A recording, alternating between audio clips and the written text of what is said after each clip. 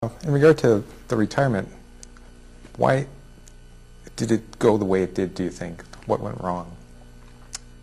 In terms of his retirement from Green Bay or Yeah. his second retirement? The first one, yeah.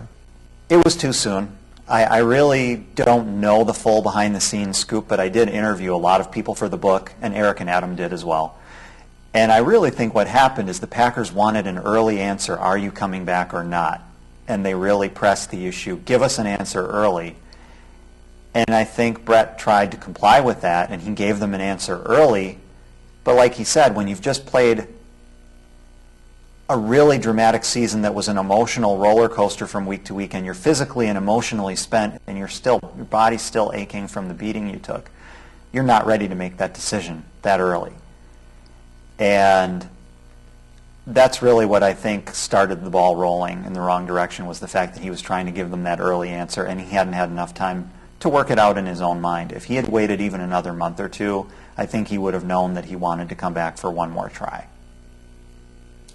In the book, Bart Starr is quoted as saying that in the future people will come to appreciate Brett Favre more. Do you think that's what will happen with his legacy, that it will just continue to grow? I think so. There were just so many things that were unique about his career and the way he played. I think as the years go on, any bitter feelings or unresolved emotions from this past summer will fade. And what people will remember most are those dramatic plays where he crammed a ball through an opening no bigger than a lunchbox with 3 defenders on his receiver, or ran the length of the field to pick up a teammate and throw them over his shoulder like a little kid playing recess football. Those are the things that are going to stand out in people's memories once the dust settles a little bit more. And so I think his legacy will be very much intact, and I think he'll do just fine. This actually isn't your first book. You have your first book was on feline AIDS. Could you talk a little about that? Sure. I was really thrown into the fire, so to speak, a number of years ago. A cherished cat that I'd had since I was 10 years old became ill. And I was a college student at the time, if that frames it for you as to how much of my life he spanned. And the vet told us, well, he's got this disease called feline AIDS. It's also called FIV, or the feline immunodeficiency virus. And they said, there is no cure, there is no treatment. We can save you some time. We'll put him to sleep right now. And I just could not accept that. He had been such a part of my life and such a part of my family, and every fiber of my being was screaming at me, there is something that can be done. Don't throw in the towel just yet. And so I made a massive search, and every phone call I made was the same. Put him to sleep, there's nothing you can do.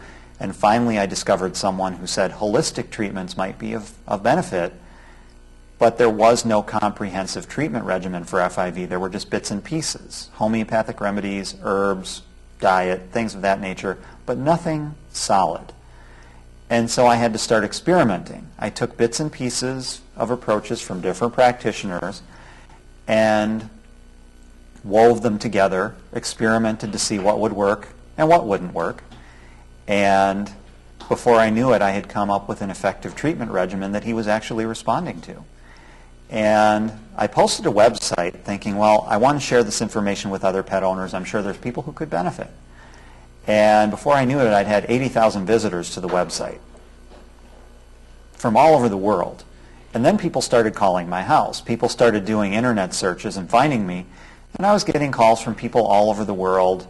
An actress from the TV series The Shield called me one night at about 11 o'clock saying, my cat's dying, what do I do? And I even had a couple of American zoos who had spent their budget for the year bringing in Bengal tigers and lions, only to discover that the cats came down with FIV and were acutely sick, and they wanted my advice. Have you ever treated a big cat? And it was sometime down the road after that, one of my college professors, Ray Griffith, I'd been one of his writing students back in my undergraduate days. Ray looked me up and said, you really should write a book about this. No one's done this yet. And so he put his efforts together with mine. He actually gave me writing lessons to refine my writing technique and style. And between us, we managed to put together, the book was very much a team effort, and we put it together and got it out on the market. So there's quite a story behind it, and it's been a great experience. And how much longer did your cat actually live? From the time he was diagnosed to the time he died, he was with us almost another 3 years. Okay. And he didn't die from the feline AIDS. He was pushing 18 years of age, and he had started his life as a brawling tomcat. And so to make it 18 years, he was definitely beating the odds and overachieving in a major way. And especially since all the vets that examined him said, we don't give him a week, maybe 2 if he's lucky. And from that rather grave diagnosis, he lasted the better part of 3 years. And most of that time in very, very good shape. And that inspired you to study to become a vet? Yes, yes. It really slammed it home for me that there's a need for those services, and I have a love for animals and a passion for holistic medicine, and it just made good sense to try and pair the two. We're almost out of time. One last question. For anyone out there thinking of doing a book of their own, what advice would you give them?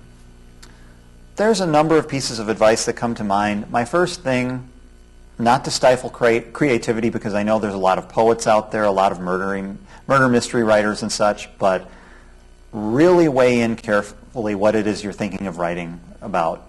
Look at your topic and ask yourself, would I read a book about this? Because my professor shared some stories with me behind closed doors about people who had come to him with books they had written about topics no one would ever read in a million years. Books literally about a picnic shelter area in rural Iowa in a small county park that even the residents don't hardly know about. Books about topics like that that are so obscure, it's unlikely anyone will actually be buying or reading their book. And so I would encourage anyone, if you really want to have a successful first experience, try to write about something for which there will be a demand or an audience, if at all possible. But again, I say that with a bit of a disclaimer on it because I don't want to discourage the next Stephen King or stifle the creation of the next Harry Potter. I certainly wouldn't want to be responsible for that. But otherwise, they should give it a shot and maybe even self-publish or just be persistent. Absolutely. And the world of self-publishing has become far more diverse than it once was. And so the opportunities to publish your work aren't anywhere near as limited as they used to be. And the internet opens many doors as well. It used to be if you couldn't get a big publishing house to take you, there was no market for your book. Now we live in a time where there's all these brand new avenues for getting your work out to the public, and anyone who wants to write a book can take a shot at it. Well, on that note, thanks for joining us today. Thank you. And thanks for watching, and keep reading.